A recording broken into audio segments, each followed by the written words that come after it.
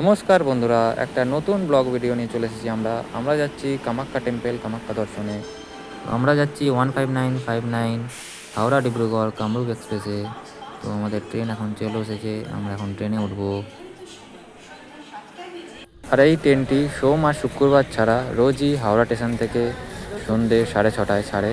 তো আমরা ব্যান্ডেল থেকে উঠেছি। এখানে ব্যান্ডেলের টাইম ছিল এর সন্ধ্যে 7:25।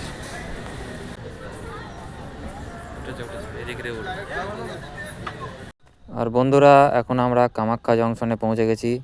এখন ঘড়িতে বাজে দুপুর 2:35। আর এই যে কামাখ্যা জংশন, আর আমাদের এই ট্রেন দাঁড়িয়ে আছে, আর সাথে রয়েছে আমার গৃহিণী। লোকেশনটা জাস্ট দেখুন, পাহাড়ে ঘেরা লোকেশন, কত সুন্দর লাগছে।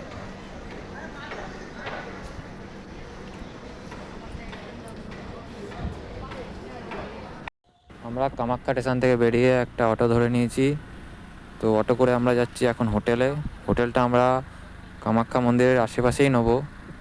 তো ওখানে মন্দিরের আশেপাশে আপনারা হোটেল পেয়ে যাবেন 800 থেকে 1000 টাকার ভিতরে, নর্মাল হোটেল যেগুলো হয়, নন এসি।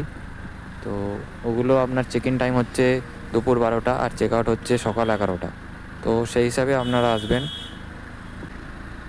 আর যেতে যেতে রাস্তার দুধারে ছোট ছোট পাহাড় দেখা যাচ্ছে, যেগুলো দেখতে খুব সুন্দর লাগছে। আর হোটেল বুক করে আমরা বাইরে বেরিয়ে এসেছি, বাইরে একটু ঘুরে নিই। যেহেতু অনেকটা সন্ধ্যা হয়ে গেছে, প্রায় বিকেল 4টে বাজে। তো আজকে আর পুজো দেবো না, আমরা কালকে পুজো দেবো। মন্দির 5টার সময় বন্ধ হয়ে যাবে, আবার কাল সকাল 6টায় খুলবে। এই যে এটা হলো কুপন সংগ্রহ কেন্দ্র। সকাল 4:30 থেকে কুপন দেবে। তো রাত্রি 2টো থেকে 3টের মধ্যে লাইন লেগে যায়। তো যত তাড়াতাড়ি কুপন নেবেন তত তাড়াতাড়ি আপনারা পুজো দিতে পারবেন। আর এদিকে এগিয়ে প্রসাদের দোকান আছে অনেকগুলো, নানান রকমের প্রসাদ, প্যারা, এলাচ দানা, আরও প্রদীপ, ধূপ সব পেয়ে যাবেন এই দোকানে। লাইন দিয়ে আছে দোকান মন্দিরে ঢোকার আগে। এই যে বন্ধুরা, আমরা এখন কুপন দেওয়ার লাইনে বসে আছি, কুপন নেব বলে। অনেকক্ষণ ধরে ওয়েট করছি, রাত্রি 2টো থেকে লাইনে বসে আছি। দেখুন এত লোক, চারিদিকে লোক, সব লাইন দিয়ে বসে আছে। এই যে আমরা কামাখ্যা মন্দিরের অনেক কাছে চলে এসেছি।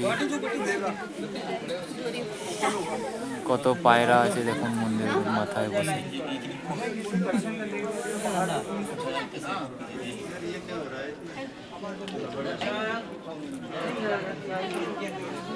আমরা এইসবে দর্শন করে মায়ের বাইরে এসেছি।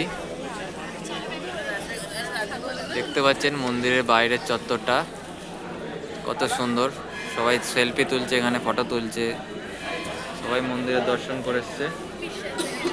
এই যে এখানে মন্দির থেকে বেরোনোর পর আপনারা যে সাথে পরে প্রদীপ আনবেন, ধূপ আনবেন, সেগুলো জ্বালাতে পারেন মায়ের নাম করে। আর এটা হলো আর একটা ছোট মন্দির।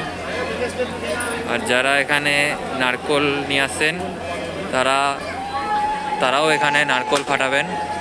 এখানে নারকেল ফাটিয়ে মায়ের নামে নারকোল চড়িয়ে দেবেন। ওই যে মায়ের মন্দিরের মাথার চূড়া দেখা যাচ্ছে, অপূর্ব সুন্দর কামাখ্যা মায়ের মন্দির। মন্দিরের ভিতরেই আছে একটা পুকুর। এই পুকুরে আপনারা আসে চানও করতে পারেন, সচরাচর কেউ করে না, আপনার মন চাইলে করতে পারেন, তারপরে পুজো দেবেন। আর মন্দির থেকে বেরিয়ে আমরা কিছু খাওয়া দাওয়া করে নিলাম।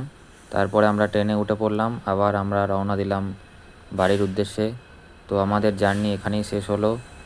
আর আপনারা অবশ্যই ভিডিওটা কেমন হয়েছে কমেন্টে জানাবেন।